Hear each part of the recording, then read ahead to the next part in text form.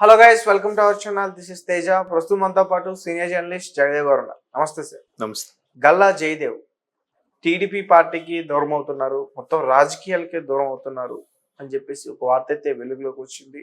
మరి ఆయన టీడీపీకి పార్టీ కనుక దూరం అయితే ఆయనున్న నియోజకవర్గంలో ఏమైనా నష్టం చేకూరే అవకాశం ఉందా? సో దాని గురించి అంటే ఇది పూర్తి స్థాయిలో సమాచారం లేదండి. ఆ నోట ఈ నోట ఇలా వైరల్ అవుతుందని నేను అనుకుంటున్నాను. ఇంకా ఎందుకంటే గల్లా జయదేవ్ అనే వ్యక్తి మాజీ మంత్రి గల్లా అరుణకుమార్ గారి అబ్బాయి.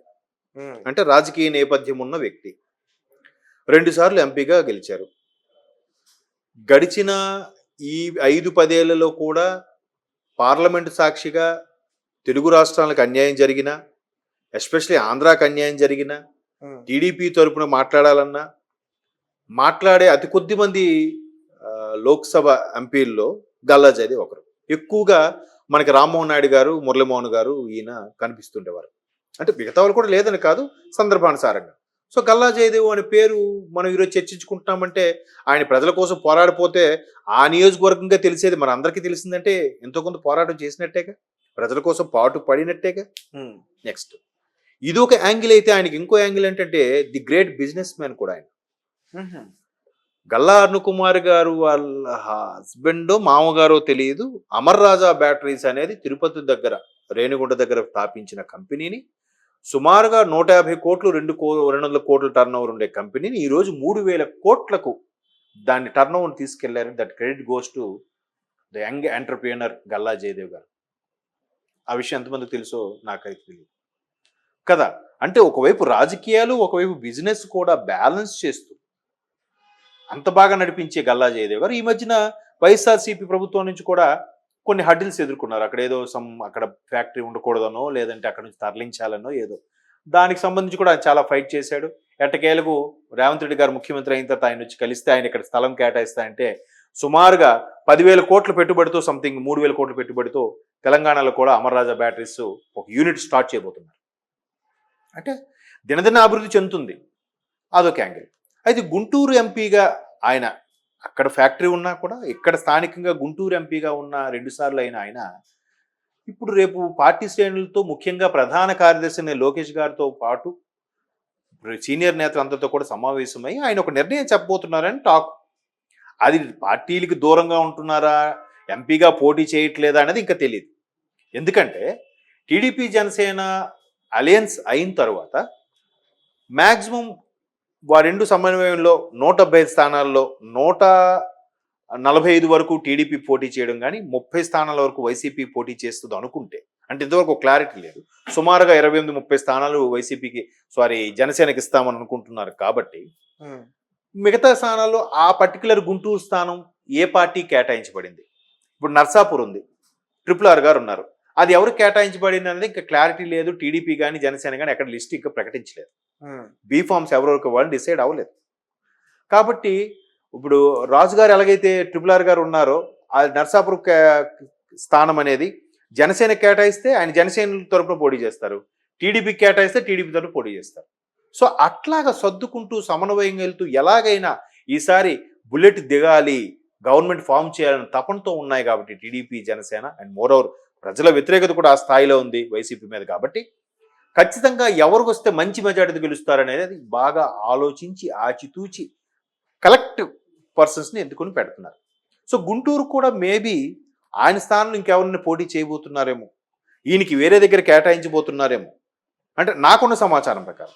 సో అలాంటి సందర్భంలో గుంటూరులో 2 సార్లు గెలుచుకున్న ఈ వ్యక్తికి అక్కడ స్థానికంగా ఎంతమంది ప్రజలు, కార్యకర్తలు, ఓటర్లు సపోర్ట్ ఇచ్చినప్పుడు వాళ్ళందరికీ కృతజ్ఞతాభావంగా ఒక ట్రీట్ లాగా పెట్టబోతున్నారని ఒక టాక్.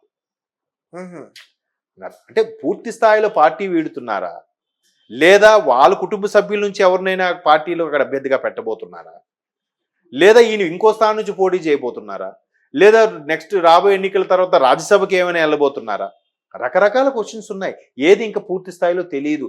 ఎక్కడ టీడీపీ కూడా అధికారంగా ఎక్కడ ఇన్ఫర్మేషన్ ఇవ్వలేదు, ప్రకటన చేయలేదు. బట్ అధిష్టానానికి మాత్రం చూచాయిగా చెప్పారని వార్తలు మాత్రమే వినిపిస్తున్న నేపథ్యంలో ఆయన పార్టీ వీడుతున్నారని ఎందుకు అనుకుంటున్నారు? నెక్స్ట్ గడిచిన 4-5 నెలల నుంచి చూస్తే, 4-5 నెలలు జస్ట్ అంటే ఆగస్టు, సెప్టెంబర్ చంద్రబాబు గారు అరెస్టు తర్వాత నుంచి కూడా వైసీపీకి ఒకరో ఇద్దరు రోజుకి రిజైన్ చేస్తూనే ఉన్నారు. అది ఎమ్మెల్యేనా, ఎమ్మెల్సీనా, ఎంపీనా, ఎంపీగా కింద ఉన్న అనుచరుల ఎవరో ఒకరు పార్టీని వీడుతూనే ఉన్నారుగా. టీడీపీని ఎవరైనా వీడుతున్నట్టుగా ఎక్కడైనా వార్తలు వచ్చాయా? రాలేదు. ఒక్క కేశినేని నాని గారు తప్ప. కేశినేని నాని గారు కూడా 2 సార్లు గెలిచారు కాబట్టి ఈసారి 3వసారి వ్యతిరేకత ఉంటుందేమో అనుకునే ఉద్దేశంలో ఆయన స్థానం మారుస్తారంటే ఆయన ఫీల్ అయ్యి పార్టీని వీడుతున్నట్టు కూడా సమాచారం ఉంది, చాలా మంది చెప్తున్నారు. అయితే ఆయన వెళ్ళిపోయారు కానీ ఆయన అనుచరులు ఆయన కింద స్థాయిలో ఉన్న ఆయన లోక్సభ నియోజకవర్గం ఉన్న అసెంబ్లీ నియోజకవర్గంలో ఎవరెవరైతే ఎమ్మెల్యేలు ఉన్నారో వాళ్ళు వెళ్ళడానికి మళ్ళీ సుముఖంగా లేరు.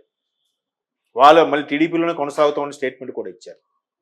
మొన్నటికి మొన్న వల్లభనేని వంశీ, కొడాల నాని, వంగవీటి రాధా వీళ్ళు ముగ్గురు మంచి స్నేహితులు కదా. వీళ్ళు ముగ్గురు కూడా ఆల్రెడీ వంశీ గారు, కొడాల నాని గారు వైసీపీలోకి ఉన్నారు కాబట్టి వంగవీటి రాధా గారు కూడా వైసీపీలోకి వెళ్తారు అనుకున్న నేపథ్యంలో వంగవీటి రాధా గారు మన స్టేట్మెంట్ ఏంటి ఇచ్చారు, నేను టీడీపీలోనే ఉంటాను, ఎవరైనా ఆత్మతృప్తి కావాలంటే ఖచ్చితంగా టీడీపీలోకి రావాలని చెప్పి వాళ్ళ ఇద్దరు మిత్రులు కూడా ఇండైరెక్ట్ గా ఒక హింట్ ఇచ్చారు ఆయన.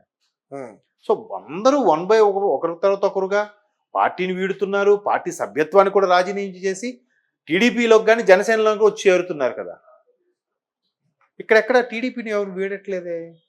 ఇక టీడీపీలోకి వెళ్ళడానికి ప్రయత్నిస్తుంటే ఆప్షన్స్ లేక షర్మిల గారు పీసీసీ చీఫ్ అయిన తర్వాత కాంగ్రెస్లోకి వెళ్తున్నారు కొంతమంది. ఎందుకు? ఆల్రెడీ టీడీపీ జనసేన సమన్వయంలో ఈ వీళ్ళకే సీట్ల సర్దుబాటులో ఇబ్బందిగా అవుతుంది కాబట్టి కొత్తగా వచ్చేలకు అవకాశం లేకుండా పోతుంది కాబట్టి వీళ్ళు కాంగ్రెస్లోకి వెళ్తున్నారు కదా. సో అలాంటప్పుడు గల్లా జయదేవ్ గారు లాంటి టీడీపీ కోసం పాటుపడే వ్యక్తి ఎక్కడికి వెళ్ళే ఛాన్సెస్ ఉన్నాయి? పూర్తి స్థాయిలో తెలియదు. మేబీ వెళ్తే ఆ కుటుంబ సభ్యుల నుంచి ఎవరినైనా ఇస్తున్నారా, లేదంటే ఈయన బిజినెస్లోకి వెళ్తున్నారా, లేదా వేరే ఎంపీ స్థానంలోకి వెళ్తున్నారా, లేదా నెక్స్ట్ రాజ్యసభ ఈవెనికి ఏమైనా పోతున్నారా? కానీ పార్టీ మాత్రం మారరా?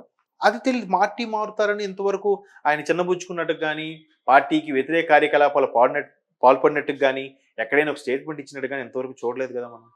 ఎట్లా అనుకుంటాం సడన్ గా? అంటే పార్టీకి ఆర్డర్ నుంచే మరి న్యూస్ రావాలి కదా సార్ బయటికి, అతని దగ్గర నుంచి మాత్రం వస్తుంది. అదే మనం వెయిట్ అండ్ సీ చూద్దాం. రేపు ఒక కళ్యాణ మండపం కూడా బుక్ చేశారు, దాంట్లో అందరికీ కృతజ్ఞత భావంగా ట్రీట్ ఇవ్వబోతున్నారు అన్నట్టు కూడా ఒక వార్త ఉంది. మరి పార్టీకి ఆర్డర్ లో ఉన్న వాళ్ళకి ఆహ్వానం ఉందా లేదా? ఉంది. ప్రముఖ నాయకులతో పాటు లోకేష్ గారు కూడా దానికి వెళ్ళబోతున్నారని టాక్ ఉంది. లోకేష్ గారు చీఫ్ గెస్ట్ గా వెళ్ళబోతున్నారు ఆ కళ్యాణ మండపంకి. అక్కడ వెళ్ళి పార్టీల్లో అందరూ కీలకమైన నేతలతో సమాయత్తం అవుతున్నారు అన్నట్టు కూడా వార్తలు ఉన్నాయి. ఇందులో వాస్తవం ఎంత అనేది తెలియదు. సో అలా అనుకున్నప్పుడు ఊరికి ఒక లెటర్ పంపించేస్తే అయిపోయిందిగా, ఫోన్ చేసి ప్రెస్ మీట్ పెట్టి నేను పార్టీ వీడుతున్నానంటే అయిపోయిందిగా.